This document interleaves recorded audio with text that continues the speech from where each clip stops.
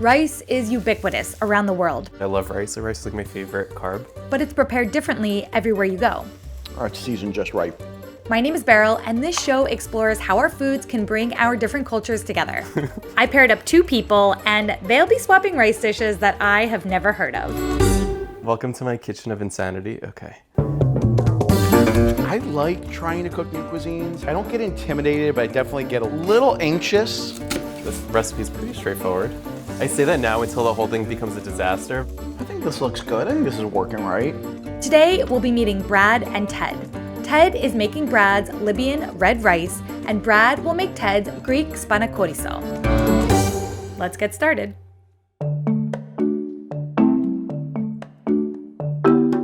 Dear Ted, my name is Brad, and today I'll be making a Libyan rice dish. It's a spicy red rice with fava beans and lamb.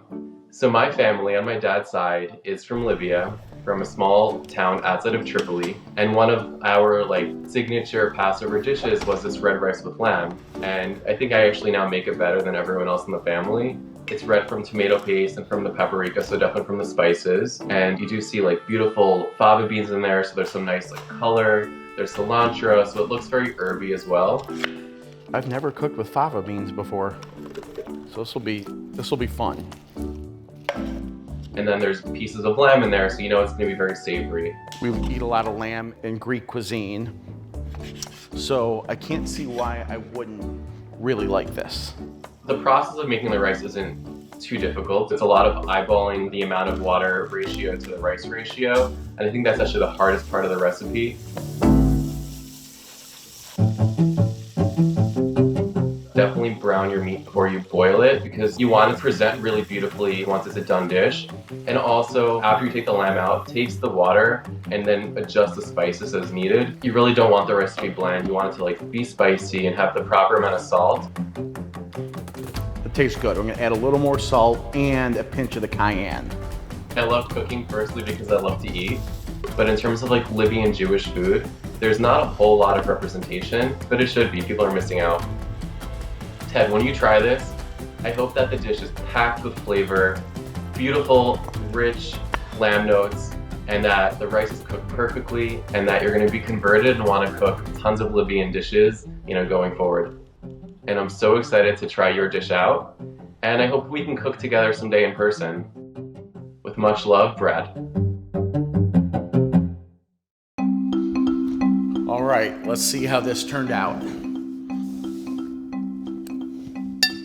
That's really good. That's really good. I'm so happy. That deep lamb flavor reminds me of Greek cooking, big time. I swapped out the vegetable oil for Greek olive oil, and that gave this a really good flavor. This is my first time cooking with hot paprika, and I put just enough in that it gives a little bit a kick, and I put in just a dash of cayenne so you get that little bit of a heat, but not too much that it's overpowering. I'd never cooked with leek, which is basically like a giant green onion, so that wasn't too difficult.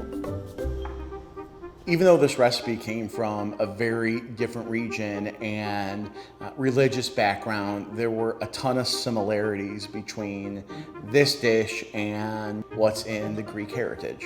The lamb, the rice, and this mixture of these flavors. I think what really makes it different is I don't recall any Greek dish where we've used cilantro in our dishes. It's interesting, you get that line that you kind of cross from the two different cultures, and you see where they're together, and then you see where they're very far apart on this dish. Everybody thinks you put feta cheese on something, it becomes Greek, but I think that creaminess and the saltiness would go perfectly with this rice and lamb dish. I'm gonna get some right now for Brad, and we're gonna try a little bit. Just gonna put a little bit. Yeah, that gives it a really nice, the saltiness and creaminess of the feta, really good. This is probably not something I would have made and sought out on my own, but I'm so glad that I made it. Brad, good luck with my dish. I hope you enjoy it.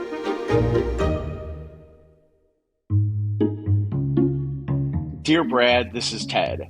You are going to be making a traditional Greek rice dish called spanakorizo. I am first generation Greek American on my father's side and third generation Greek American on my mother's side. This dish is one of my favorites because it is not what people may expect from a Greek dish because there's no meat in it. Onion, garlic, parsley. This was one of those dishes growing up that we often ate during those 40 days of Lent leading up to Easter. This is the first time I think I've ever used cheesecloth in my whole life. Well, this is my new scarf. One of the things to be mindful of is managing your onions because you really want to get them to be translucent. You definitely don't want to overcook them because you want to make sure that you taste that flavor and have a little bit of that onion texture when you have the final dish. So we got some onions. Ted, what do you think? Are these translucent enough for you? I've been cooking Greek cuisine ever since I was little with my mom, who was the cook in our house.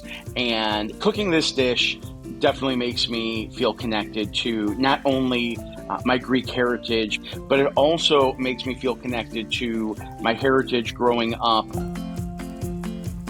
The flavor profile tastes Greek. It definitely has like a different flavor profile than something I would make, so it's funny. Now, as an adult, I cook for my family all the time. Listen, if this is not like actually the way it's supposed to be, I don't care because it looks really, really good. Brad, when you eat this dish, I really hope that you feel a connection to my family and my culture and heritage. Love, Ted. All right, let's see what we got. Let's try this dish. Wow. Super, super yummy. The combination of the tomato sauce with the lemon, like if I was blindfolded, 100% hands down, I would be like, this is a Greek dish. This is definitely gonna become part of my culinary repertoire.